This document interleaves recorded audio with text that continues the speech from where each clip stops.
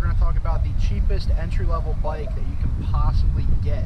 And I'm not going to be going in depth on a specific bike, but I'm going to be talking about a series of bikes, which happens to be the Enduro. Enduros are very inexpensive, very easy to learn bikes that make entry-level riding a breeze. So before we get more into this, because we're going to do a ride along, since I finally got my mic fixed. So this year we're going to talk about this bike that I'm riding here today. This is my grandfather's. This is a bike that he bought years ago, and this is a bike that I rode up until I was able to upgrade to my 950 Bolt. This Enduro here is a 2001 Yamaha XT225. It's a 225 single cylinder, single carburetor. Has plenty of power to get the job done, and it makes a really nice commuter bike. And honestly, an all-around bike. I've taken this thing to work. I took it to school when I was still in high school, and even drove it around when I was in college. But we're going to talk about the series of Enduros and what makes these bikes so much better for an entry-level rider. So alright guys, let's go ahead and get the ride along, and we'll continue from there. Alright guys, so to start off this vlog, finally, since I have a working microphone. So what I was saying about these things being very easy bikes for entry-level riders, everything on them set up extremely simple. There's usually nothing too flashy about them, doesn't have any buttons or anything that's going to really freak you out, no real computer system on it. So the main thing that makes it simple is the setup of the buttons. So you have your horn, your turn signals, your high and low beam, your kill switch, and your starter button. And then there is a choke since this is carbureted. So like I was saying, is with these things being simple, is they're just an all-around easy bike to ride. Usually when you get a bike like this, you might spend upwards, maybe around $3 grand. A lot of times you can find an older one for maybe you're just breaking into the 4-digit area, but they're usually pretty cheap. Parts are usually about a dime a dozen, and maintenance isn't going to cost you an arm and a leg because it's not anything fancy. It honestly takes the same parts as a dirt bike.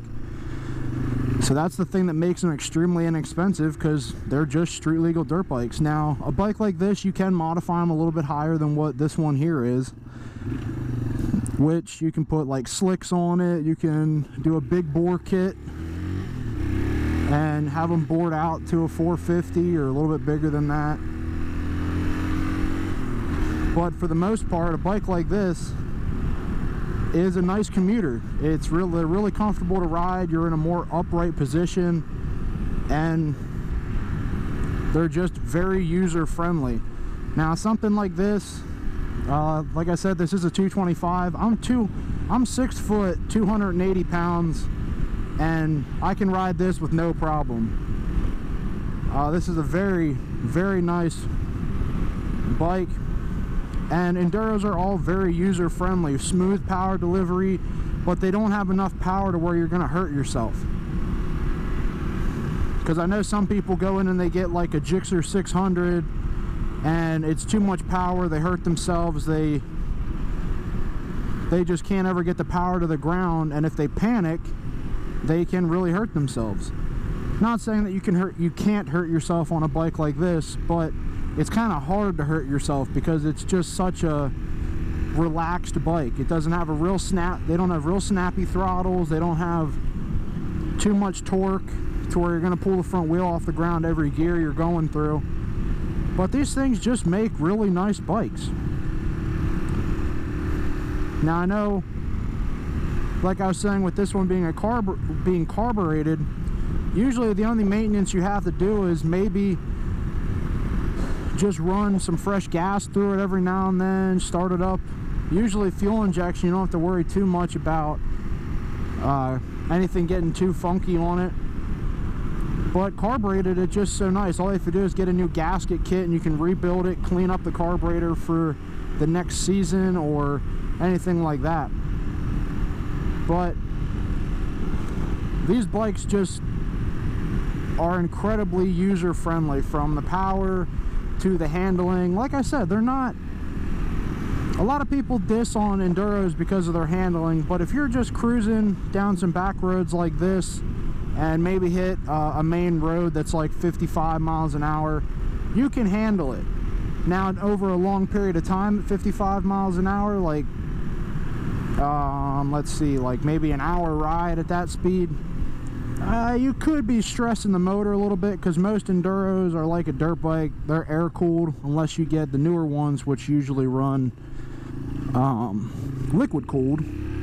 But on air cooled bikes, you usually have to stress possibly overheating the engine if you're riding it for extremely long periods of time. But if you're just going from A to B, from your house to work or something like that, bikes like these are going to be extremely easy to ride and learn how to ride.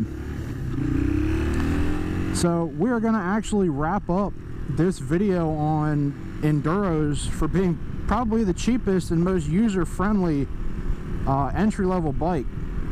If there is any information on enduros that you want to know, just go ahead and leave some comments down below and I'll try and get back to you.